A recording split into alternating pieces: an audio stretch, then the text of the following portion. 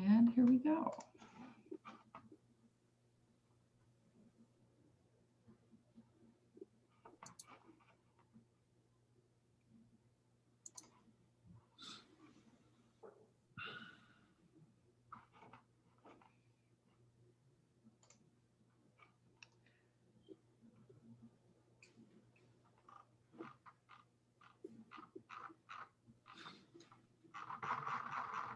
Good morning, everyone. We'll give everyone just a minute or two to make sure everyone's been admitted to the call, and then we'll get started.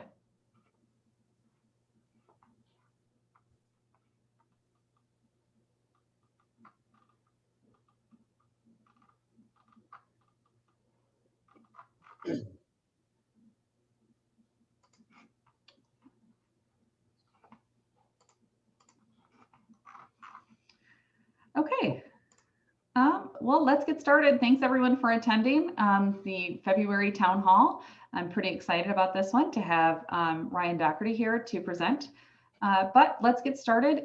Kevin, would you like to start by just let's talk to the board? I would. Good morning, everyone. What we're going to do is have each member of the IGSHPA board introduce themselves and give a little bit of background and then answer a simple question. And we're going to start with Brian Urlaub. And Brian, we'd like you to tell us who your current employer is and what your title is there, how many years you have in the ground source heat pump sector. Sure, thanks. Yeah, Brian Urlaub here. Currently work for MEP Associates, which is a Solis O'Brien company, and been here just going on 3 years. Actually been in the geothermal industry since the late 90s. I took my first IGSHPA course for installation in 1998, and I became a trainer for IGSHPA in 2001. So it's been a long journey.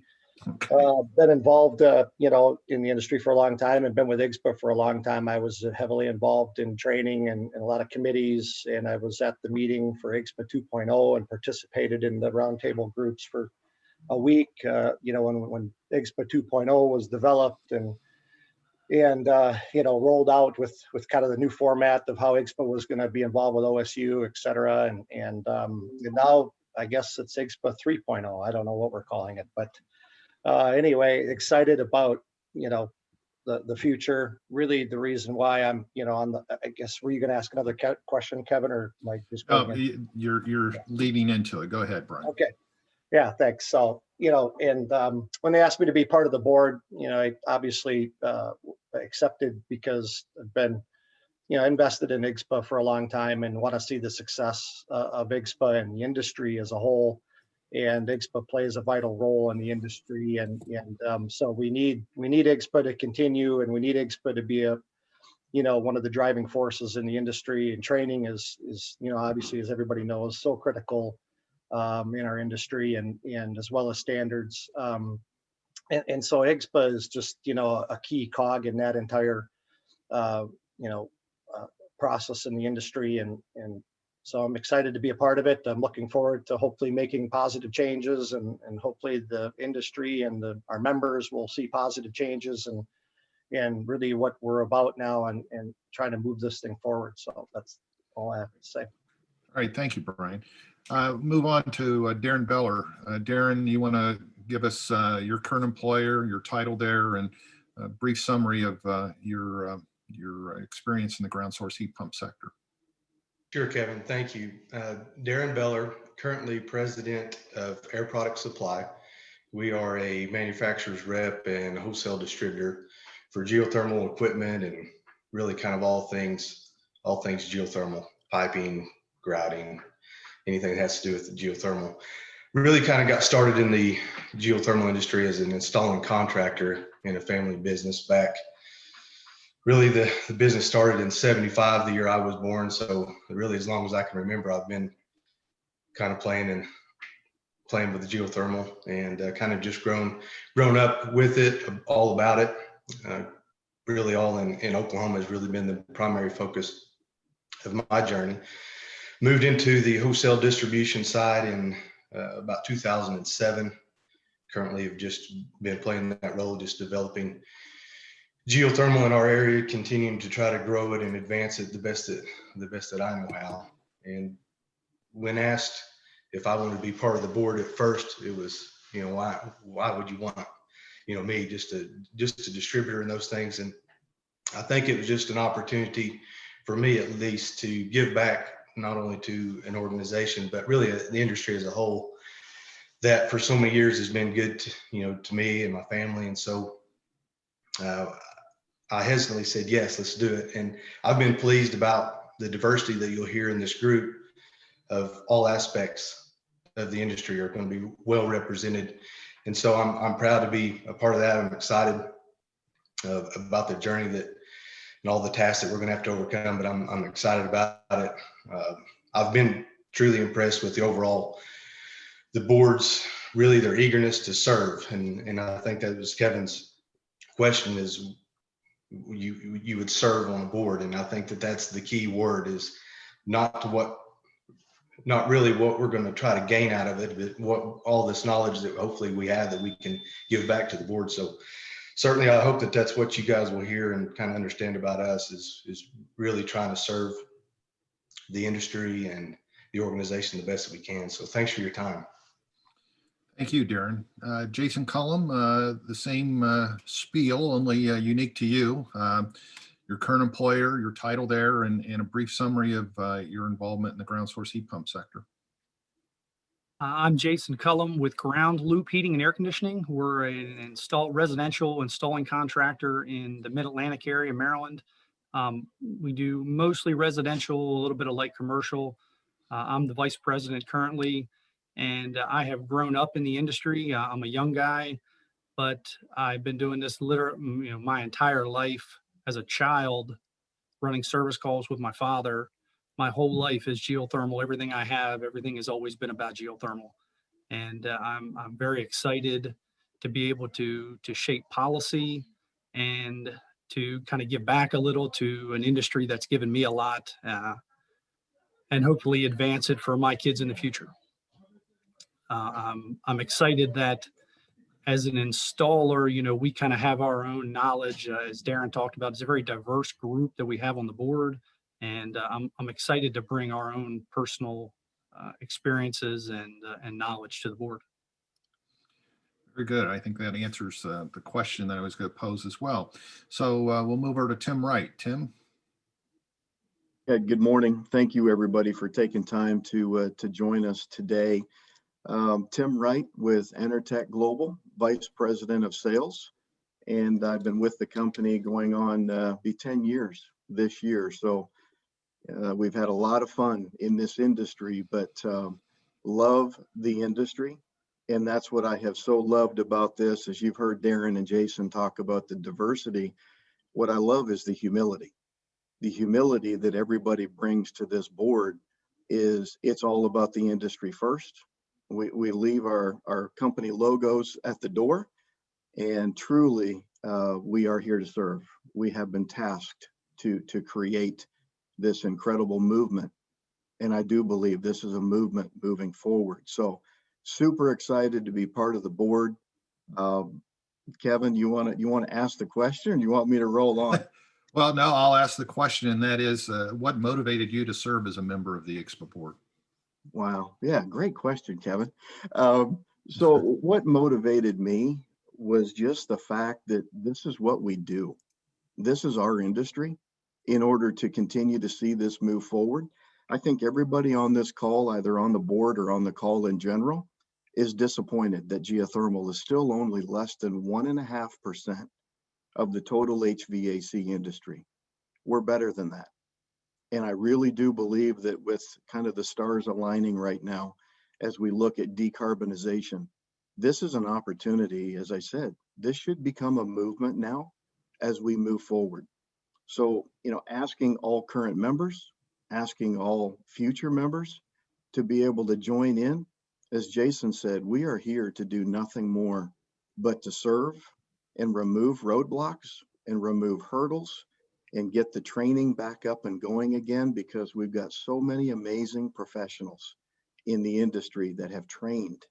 And we're going to ask you to continue to do that, because what do we have to do?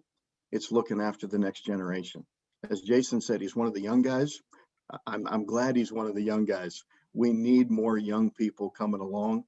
And the sectors that we've got created here with engineering, with distribution, obviously with contracting with Jason, Courtney kind of leading this as our chairwoman, who's doing an amazing job representing the drillers. My job is to make sure that we spur on the manufacturers to really get behind this and just watch training taken to another level. But thank you, everybody. And I'm honored and blessed to be here. Thanks, Tim. Is Dr. Dan Fisher on the call? He is an ex officio member of the IGSHPA board and is shared with us by Oklahoma State University. As you know, the IGSHPA transitioned from Oklahoma State to independent in partnership with Geo back in September, and we were hoping that he'd have an opportunity to join us, but he did say he had multiple Zoom calls today, like probably everyone. So we'll move on and finish up with Courtney. Good morning. I am so excited to have everyone on the call. I'm Courtney Lull. I am Vice President of Midwest Geothermal. We are an installing contractor, and we pretty well serve 48 states, or really try to, and have quite a diverse crew at this point. We do all of our own work on the outside. We just don't set a heat pump. So we're really focused on playing in a lot of dirt. So Kevin, would you like to answer or ask the question, or do you want me to just answer it? Well, I'll ask it again just so people didn't come on until a little bit later. The question that we were asking each member of the board is, what motivated you to serve as a member of the IGSHPA Board of Directors? Honestly, I am so incredibly passionate about what I do for a living. Even if I didn't necessarily work for an installing contractor, I think Geo is the way of the future.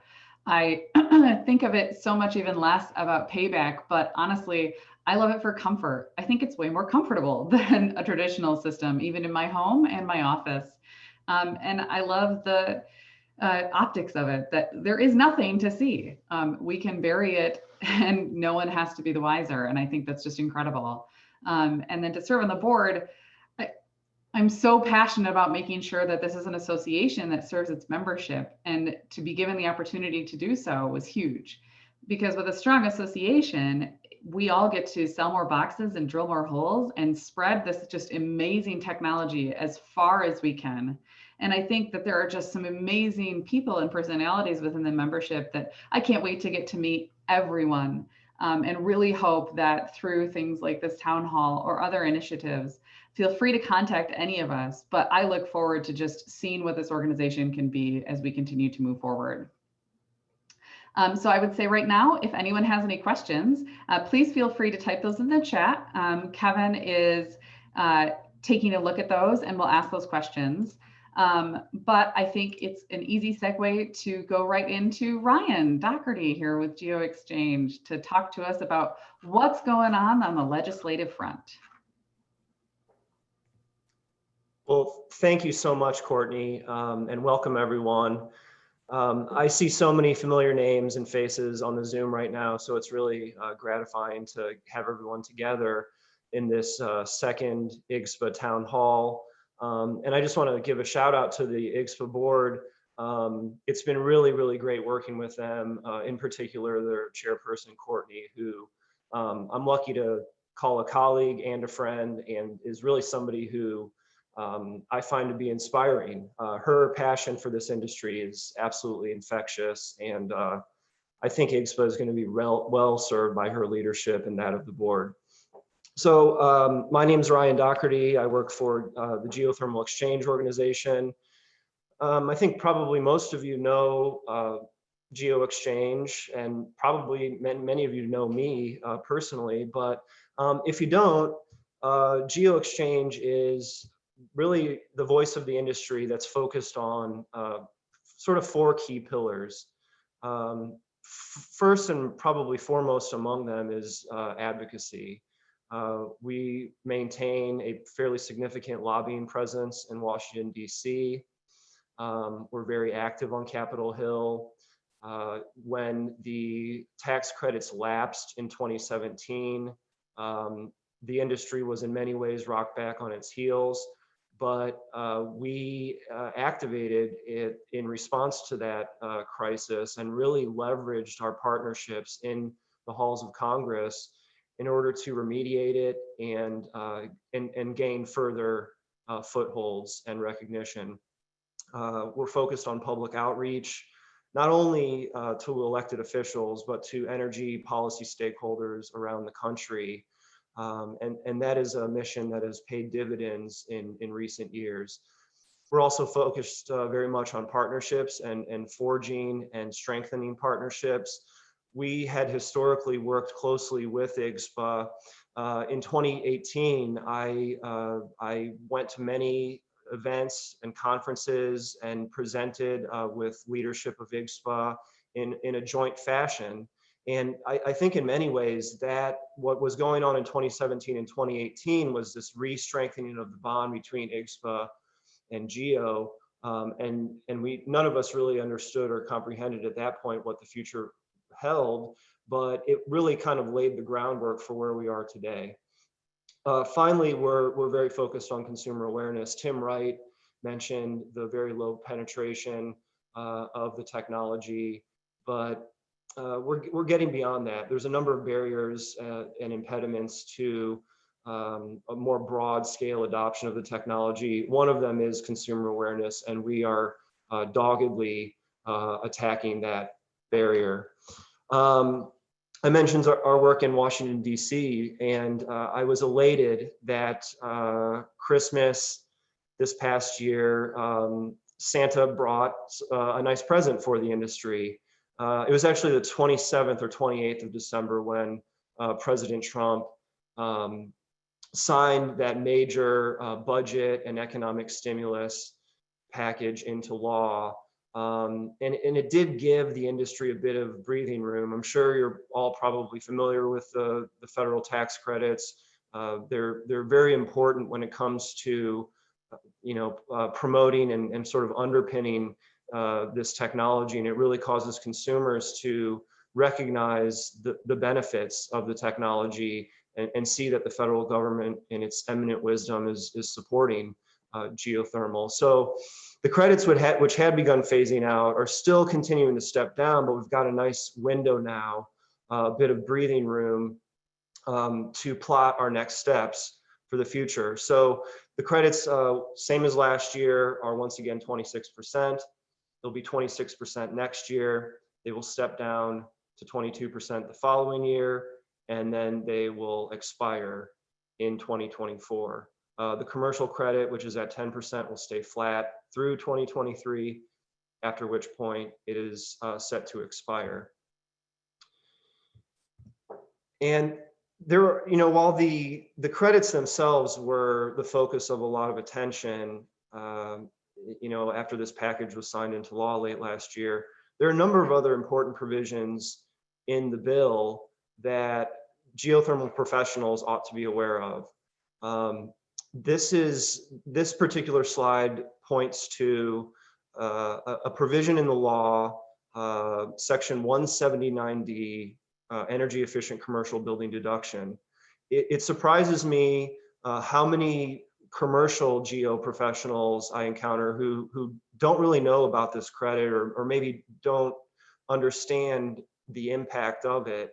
This can be, for a commercial system designer and installer, this can be a very significant monetary incentive. It is based on a square foot basis, 60 cents per square foot for qualified improvements to the commercial property. And I believe it's uncapped. They've also, in this law, in the current bill that was enacted, they made this deduction permanent. It had been historically renewed every 2 years, and in fact, it lapsed periodically, and advocates were always fighting to get it back. It's going to be in the code in perpetuity going forward, and not only that, but it will be indexed to inflation, so that 60 cents per square foot benefit is going to ratchet up each year. if there's a Boston consultancy, a law firm called Energy Tax Savers, which they spoke at the IGSHPA conference in 2018. There's a gentleman who runs that consultancy, Charles Goulding. In many ways, EPAC's Section 179D is really the baby of Energy Tax Savers. If you have any questions and want to learn more about this, we can put you in touch with them. Please just reach out to me, and I'll be happy to connect you. There's another sort of somewhat overlooked, but equally important aspect in the new legislation, and that relates to the definition of renewable energy at the federal level. GeoExchange has fought for this for many years, 5-6 years we've been at this, and there had been it had been a long time coming where Congress was looking to do a rewrite of energy laws in general. We were dogged in our pursuit of this particular language, and much to our delight, we have achieved what we sought, which is this language, which is now part of the federal statutes. And what it does is it recognizes that the thermal energy avoided by a geothermal heat pump, it should be considered renewable. And now, before we pop the champagne, this only applies to federal property. And so federal agencies are required to meet a number of clean energy and renewable energy targets. And in order to do that, they have a wide variety of options to choose from. Now they have the opportunity to use geothermal heat pumps to meet those requirements. And in fact, the energy avoided by a geothermal heat pump on site on federal property will be counted doubly towards meeting those goals. While it does only apply to federal property and federal agencies, so many states key off of these laws. States look to the federal government for guidance as to how they will implement policy, not only at a state level, but regionally and within municipalities and counties. So we are very hopeful that this provision can be promulgated and will sort of serve as something of a domino effect, in a cascade effect, where we start to see recognition of the renewable nature of geothermal heat pumps more and more throughout various jurisdictions. So eternally grateful to President Trump for signing that package into law and extending our tax credits. But a new day has dawned, and there's a new president in the White House. And this may bode well for the geothermal industry. Clearly, the Biden administration is taking a strong stance on climate and energy.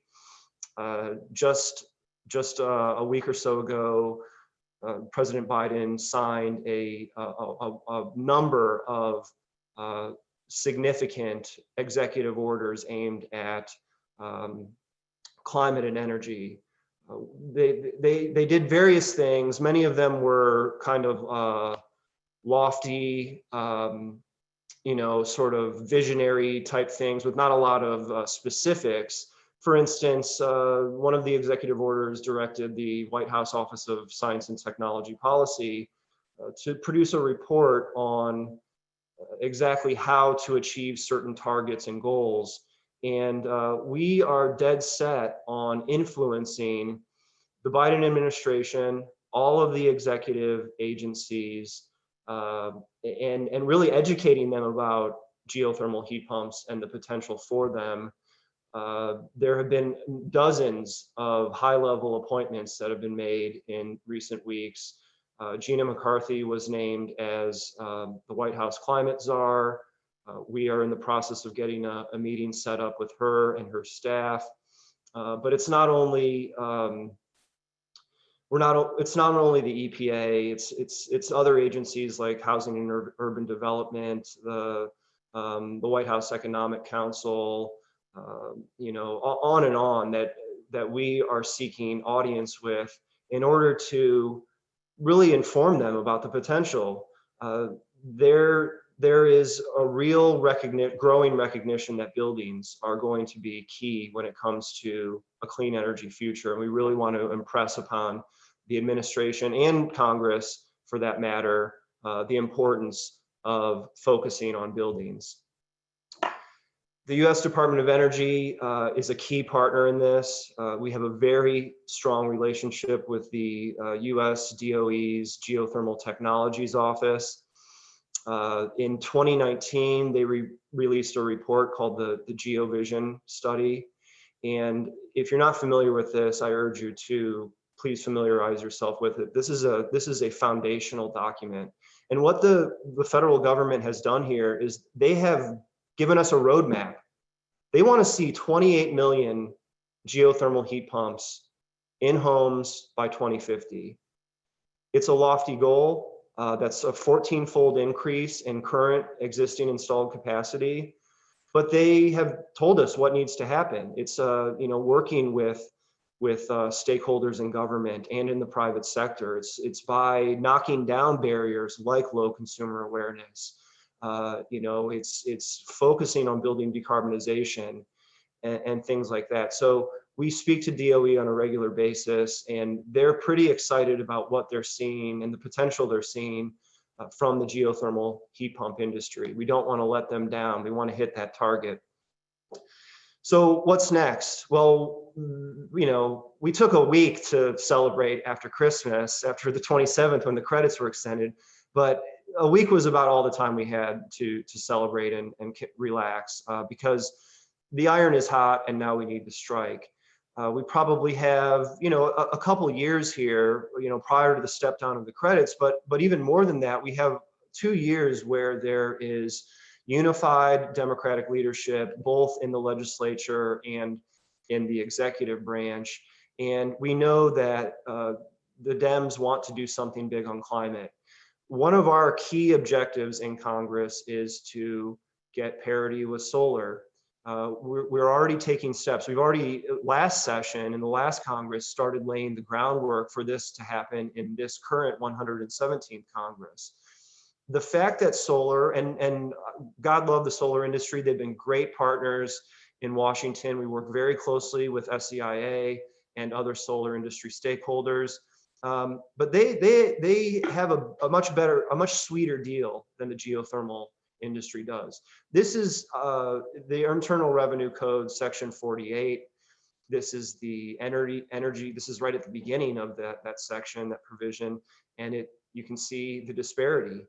Now, this doesn't include the step down language because solar both on the federal and on the residential and commercial level is currently at 26%, but their sort of baseline has always been 30%. We go to offices and we speak to members on both sides of the aisle and both chambers, and we say, why do we get short shrift here? This is such a fundamentally important technology to make buildings clean and efficient and environmentally friendly. And we're told roundly by Republicans and Democrats, you're right, you guys kind of got the short end of the stick. And we respond to that by saying, well, can you help us? What are you going to do for us?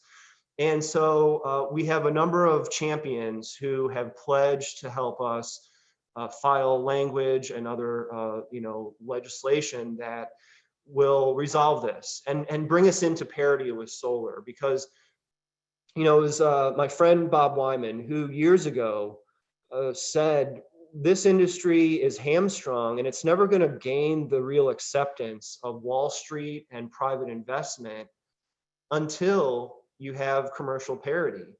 Once that happens, you will get private investment to come in, which is exactly what happened in the case of the solar industry. It was built on third-party ownership models where the tax benefits could be aggregated and then traded and invested and sort of built as almost an investment vehicle. If we are able to achieve commercial parity, which we're going to do it come hell or high water, you're going to see a fundamental shift in this industry and the way that it, is approached by in the investment community. So that's our number one priority, but it's one of many. We're active at the state level. I really enjoy working with my friends and colleagues in the state associations. I've been working very closely with the New England Geothermal Professionals Association, who actually wrote me into serving on their board. I'm actually honored to do so because we've been kicking some butt in Massachusetts. And what we did, we took a page out of the New York Geo playbook. The folks in New York Geo have built a state organization that, in my mind, is the model for every other state. Now, every state is different. Every state, not every state has unified democratic governance and supermajorities in their legislature, but they've really built a playbook or an approach in many ways as to how a state association can really dramatically affect public policy and really drive the market. And kudos to New York Geo for all that they've done. I was involved with New York Geo from their inception, and they spent 2 years really doggedly pursuing a strategy of education. Energy stakeholders and policymakers in Albany didn't really get it until, folks like Jens Ponikow and John Travacco and John Manning and Bill Nowak and Bob Wyman just kind of doggedly, got them to understand the opportunity that they had in geothermal. Now, Massachusetts and in Massachusetts, NEGPA, who I've been working with, has recognized that they are hamstrung by the state's technical resource manual. And if you don't know what a TRM is, you're lucky. You don't want to know. TRMs are very important, but they are the Bible in a way. They are the holy scripture by which investor-owned utilities construct and govern and operate and evaluate their incentive programs.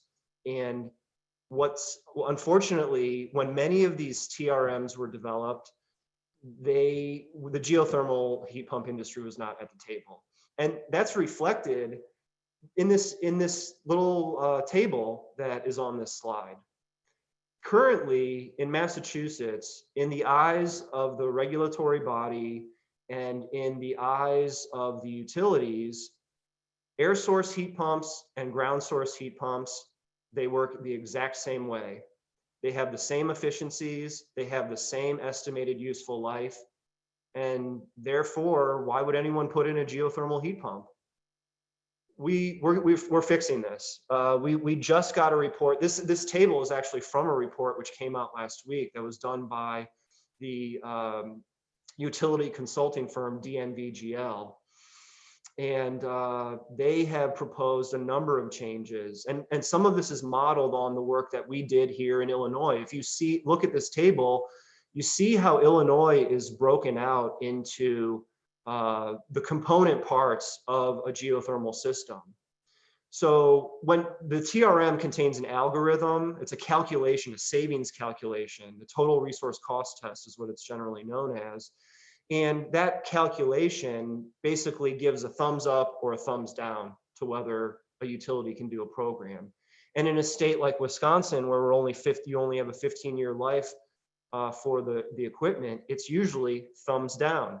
In Illinois, we got them to account for the very long life of the ground heat exchanger. And if you listen to Lance McNevin with PPI's fantastic presentation last week, you learned something about high density polyethylene and the durability of that product.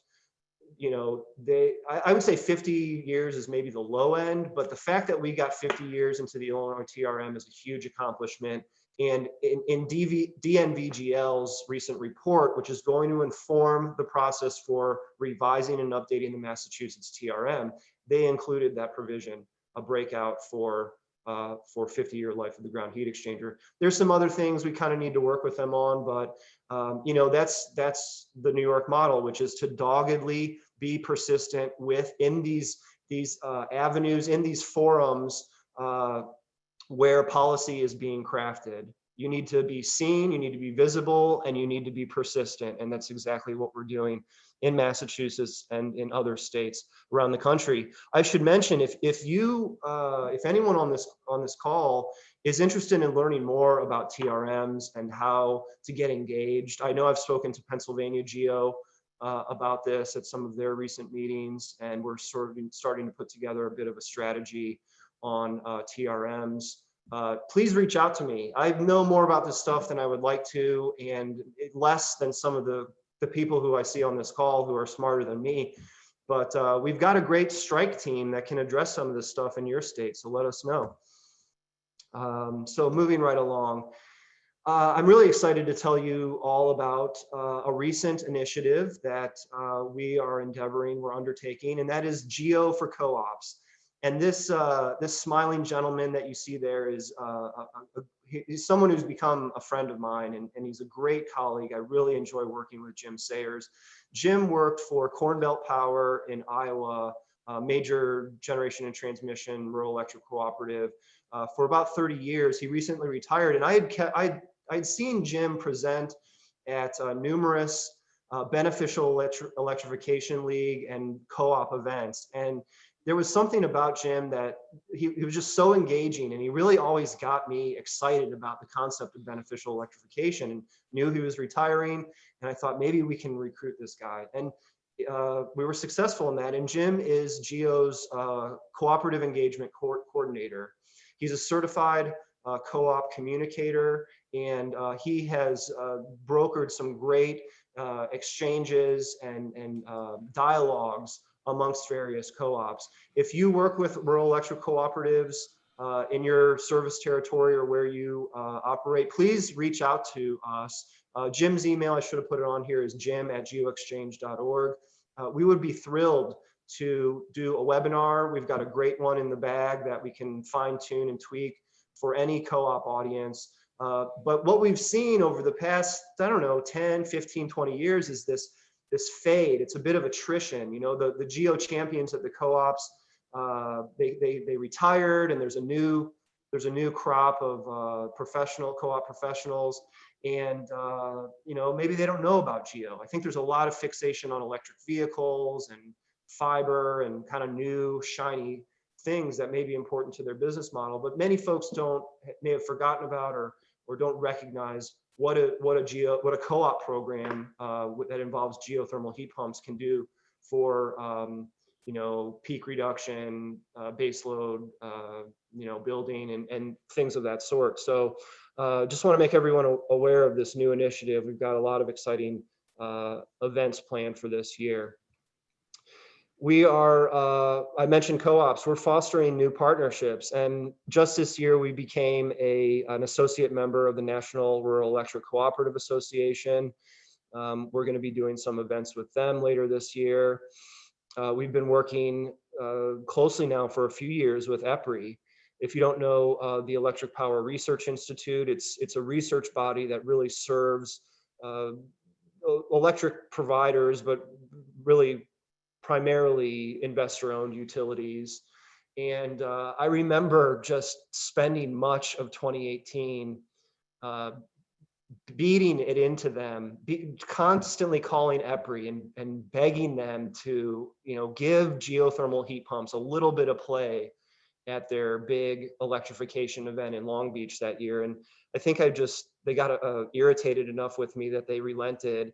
And that was the beginning of a great relationship. And now EPRI, we're partners with them in many respects. I spoke at a number of their events in 2019, was slated to do so last year until COVID hit. And we will be working with them going forward. But I urge you to Google or look up their Efficient Electrification newsletter, because in the February issue, which just came out last week, they highlight the potential for geothermal heat pumps. I know that I have a couple friends on the line from the University of Illinois, and we are a founding member of the Illinois Geothermal Coalition. There is really an amazing amount of research that is ongoing at the Urbana-Champaign campus, led by the preeminent researchers, Dr. Yufeng Lin and Andy Stumpf. We're really pleased to be a part of this coalition. And this is just the sort of partnership that is envisioned in the GeoVision report that DOE put out in 2019. It's an intersection of industry, academia, and public, sort of a public-private partnership in a way. And I really think that this is going to pay dividends for the industry. So if you're interested in learning more about any of these partnerships and initiatives, which are just the most recent ones, please do reach out to me. And I would be remiss if I didn't mention our consumer awareness campaign, which launched in 2018, but is getting a bit of a refresh this year. We're calling it Geothermal for All.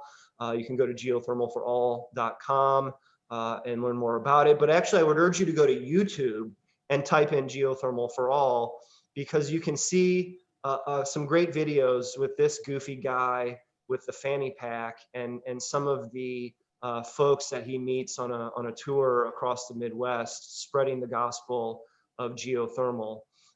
We've gotten great feedback on this campaign, and please stay tuned to our social channels and our websites to learn more about what we're going to be doing in this second iteration. I'm sorry, it's called cycle 3 we're entering now. We're going to have resources for geothermal professionals, your businesses, to leverage some of this messaging and put it out and spread the word on your social channels as well. And then I just wanted to kind of set the stage, since it's fairly early in the year still, but what's ahead for us? It's all about building decarb. Beneficial electrification and building decarbonization are the buzzwords. I mean, for 2018 was really the year of the electrification paper. Everybody and their dog, the American Gas Association, to the Rocky Mountain Institute, to the Northwest Energy Efficiency Partnerships, and there were probably 20+ reports on electrification released that year. They all seemed to forget about buildings in general, and maybe heat pumps a little more specifically. Almost all of them left out geothermal heat pumps. That's changing. 2020 was the year of building electrification. And I always think of our clean energy future as a 3-legged stool. You have clean energy generation, you have wind and solar and other clean renewables that are powering our modernized grid. You have transportation, which is I think the primary emissions sector in the United States. But buildings are not far behind transportation. And yes, Teslas are sexy and everybody wants to drive an EV. But buildings are fundamental. It's the 3rd leg of the stool, and one that had been forgotten in 2018 and 2019 for some reason. That's not the case anymore. You see that map of the United States, and many states and jurisdictions, municipalities, are taking aggressive steps to decarbonize their building sector, whether it's through putting bans in place on new fossil fuel hookups, or rapidly incentivizing the adoption of heat pump technologies. 2021, we're only going to see this movement grow. And as a geothermal professional on this call, I want you to really take this in and consider it. And make it a priority, because the stars are aligning for this industry. In many ways, we have waited for this day for decades, where there is a major push to get fossil fuels out of buildings. You will not catch me saying a bad word about natural gas, because it's an important fuel for all sorts of important industries and economic activities. But you don't need it to heat a building anymore. We need to get away from that. We need to stop installing carbon monoxide detectors in buildings, because you shouldn't be combusting in buildings. I'll reference Bob Wyman again, who talked about, the transition from wood to coal, in buildings. You would never think about burning coal in a building to heat it these days. And I'm hopeful that in the next decade, we'll look back at combustion in buildings and think, why did we ever do that? There's such a better way forward. So with that, I will open it up to any questions. I haven't been keeping an eye on the chat, but give me your worst. Well, let me try to encapsulate some of the comments that have been posted. Bob had encouraged the industry to target a goal of 100 million instead of 28 million. So maybe 4 times what the federal government's ambition is. I love that, Bob. All right, it's 100 million, done. He also asked if you and the industry are aware of the use of the domestic production tax credit. Yes, the production tax credit as it applies to geothermal heat pumps. I'm going to have to get back to you on that. I don't know that that ground source heat pump technology would at this point apply, but I should say, and I should have mentioned this back on the slides about federal policy and some of the actions that are sort of on deck for congressional action this year. It's clear that there are going to be some major bills that are introduced. And it seems to us that there is a move afoot to to go away from this sort of comeback and with your hat in hand every few years and say, we still need another extension. Please extend our credit so we can continue to grow this industry. Congress is they're getting sick of that approach. And so the idea is to potentially bring permanency to some of these provisions, which would be nice. It would free us up so that every few years we don't have to go back and run around Washington, D.C., imploring people to extend our tax credits. If they're permanent, and that sort of obviates that need. But there's also this approach that's in the works of a technology neutral approach, because I showed you the language that's in the code where, solar heat pumps get this, and then combined heat and power gets this, and, wind gets that. They're talking about a technology neutral sort of clean energy credit.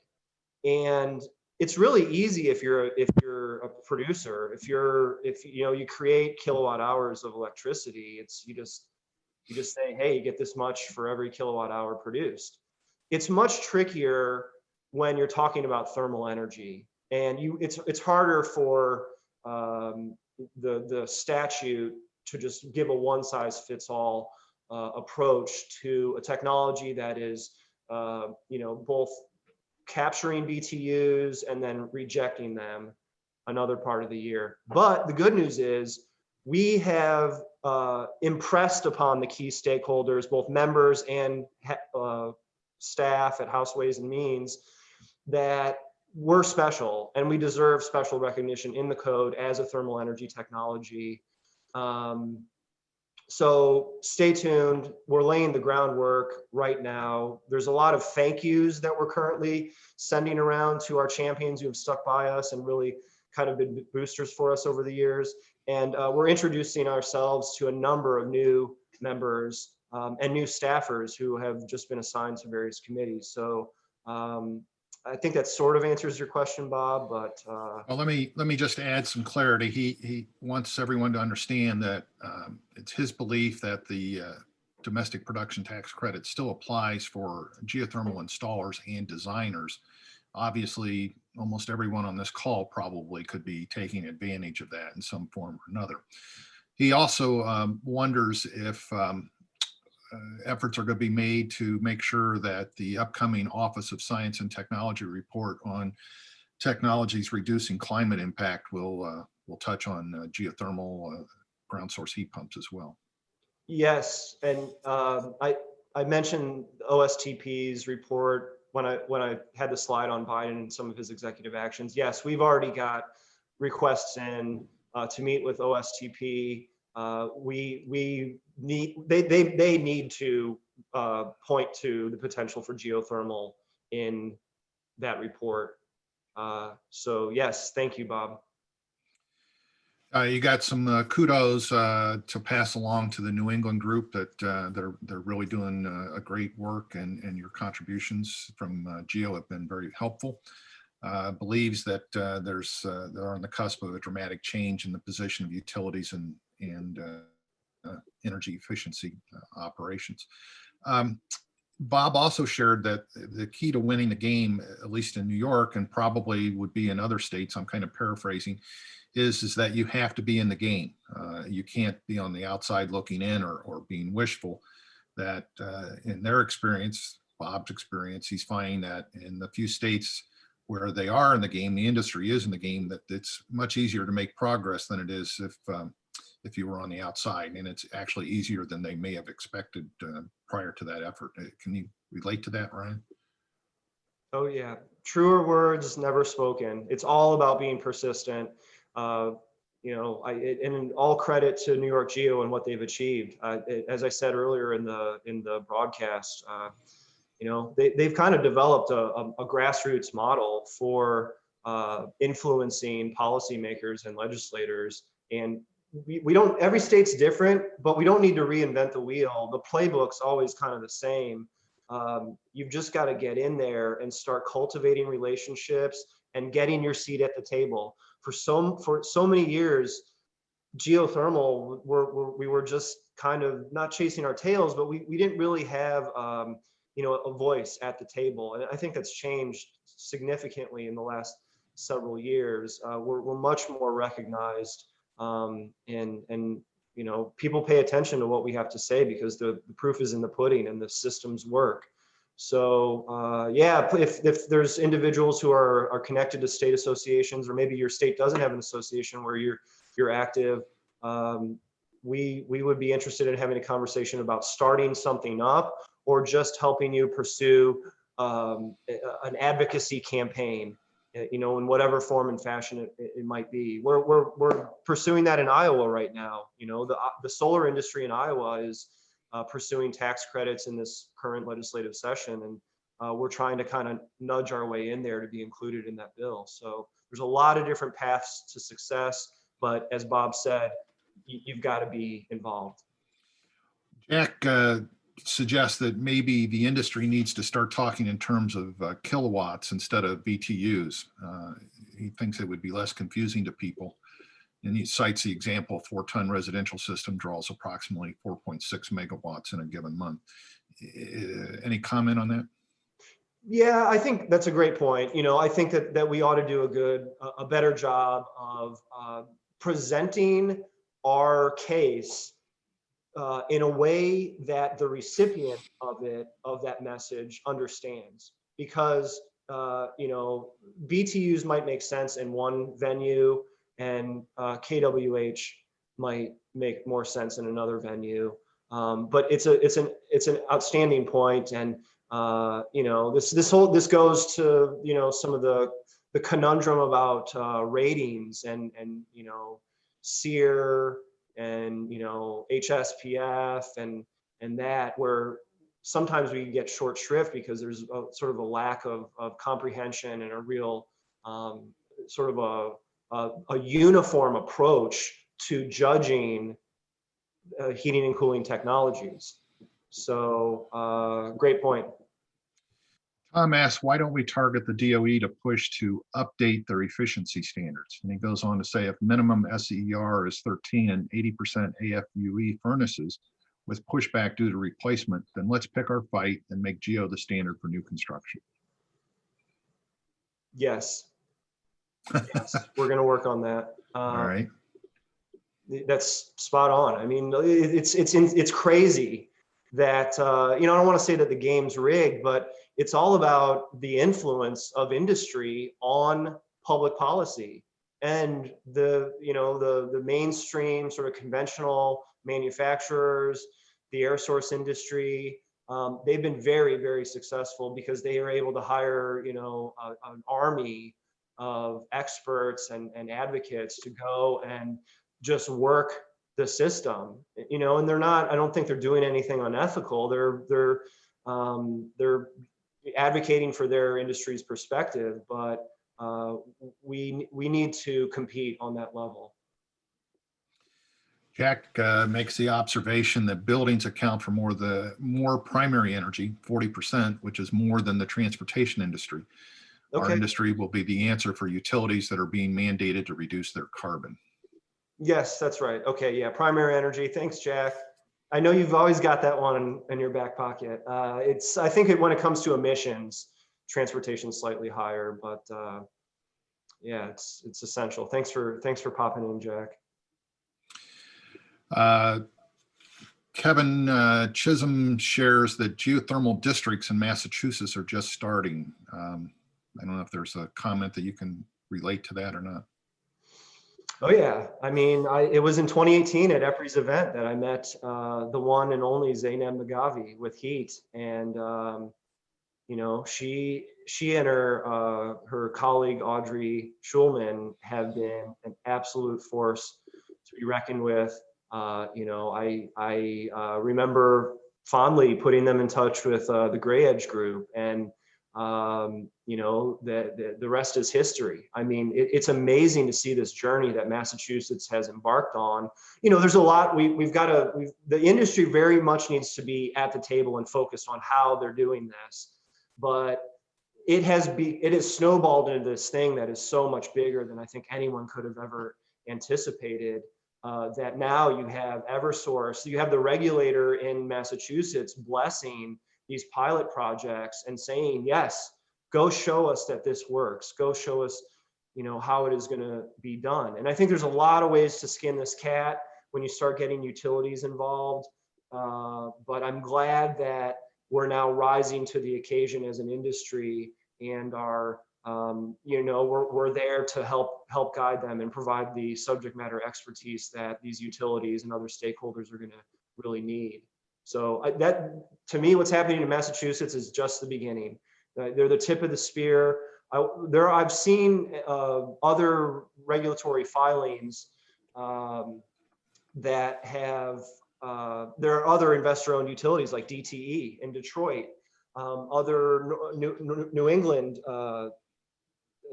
IOUs who want to do the same thing. They see what Eversource is doing and they're like, can we do that too? So we're at such a fundamental juncture when it comes to a shift in the way we generate and distribute energy. It's going to be an amazing opportunity for the geothermal heat pump industry, and we've got to capture and ride this wave without a doubt. I know we're very close to time. We did want to keep this to an hour, but there's something pretty important that I want to debut for everyone today. And that is something that we've thought a lot about over the last few months. And what I'm throwing up now is something that I want you to familiarize yourself with. Sorry. We're going to post this on the Geo site and the IGSHPA site, but we've got a lot of questions about, hey, is this a merger? You know, did OSU sell off IGSHPA to GeoExchange? And how did, you know, what are you guys both doing? And it's a great question, right? So we've had some leadership of the two groups kind of really thinking hard about this lately. And this is sort of a living document that we've come up with about purpose. You know, what is our purpose? What's the why? Start with why. And you know, I read it for yourself. The purpose of the geothermal heat pump industry is to promote a sustainable and decarbonized future across the globe through the adoption of geothermal as the cleanest, most efficient heating and cooling technology.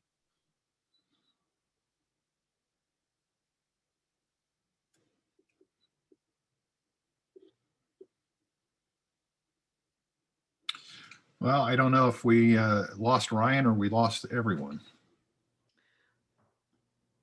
It seems like everyone Or else maybe is still here. You're still there, Courtney? I am. So Why don't you pick it up from there? absolutely. So we really partnered with the Geo board and then our IGSHPA board to come up with one, a vision, our purpose, why are we here? And then a mission statement. So not only why are we here, but how are we going to get there? So we came up with this Venn diagram to really represent what are each of the associations doing independently And then where, oh, we'll put it right back up here in just a minute. But where are these associations together and where are our strengths? So we really wanted to put that in a document that honestly is a living document. It is our goal to have that change over time. And Ryan just joined us, so I will. I am so sorry. I had my laptop plugged into a power strip that was not plugged in. Let me see if I can just pull this up again. So anyways, we were saying this document is very much a living document. We would welcome feedback and comments and questions from any one of our members to really help guide this document in the future. This isn't written in stone. This is something that we hope will guide us in the future, and it was really came out of a lot of the survey responses that not only have we gotten as IGSHPA, but also those that were provided to the Geo Working Group. We've tried to craft this document as much as we could with the input from the market. So again, we would just ask for the entire organization to just give us information. We will have this up on our website and all of our social media platforms, and we'll include it in our newsletter that should go out this week. But does anyone have any questions? I know we are at the hour, but we'd be happy to answer any questions as it relates to either the Venn diagram or the two organizations separate or together. You don't see any in the chat? Courtney, this is Jack. Could you send this out so we can share this on all of our websites? Absolutely. We will include this slide as a PDF in the newsletter that should be coming out. Well, we may not be able to send it as an attachment, but we'll include a link or somewhere that you can download the attachment or the PDF directly. But yes, it is our intent to get this out as prevalently as we can. We do have our March town hall set. March's town hall will be a presentation about ASHRAE's TC 6.8 committee, which I think is just incredible. They are doing just some awesome things, and I think it's a great opportunity for the membership to learn that we have partner organizations like ASHRAE that are doing great things for our market. And Mr. Hamstra, Steve Hamstra, will be one of the presenters who's on this call, so I can't wait to hear about him and the committee going forward. So if that's it, we will end just 3 minutes late, but I really, really appreciate everyone's participation today, and I look forward to, again, getting to know everyone on this call as we go forward. Have a great day. Thanks, everyone.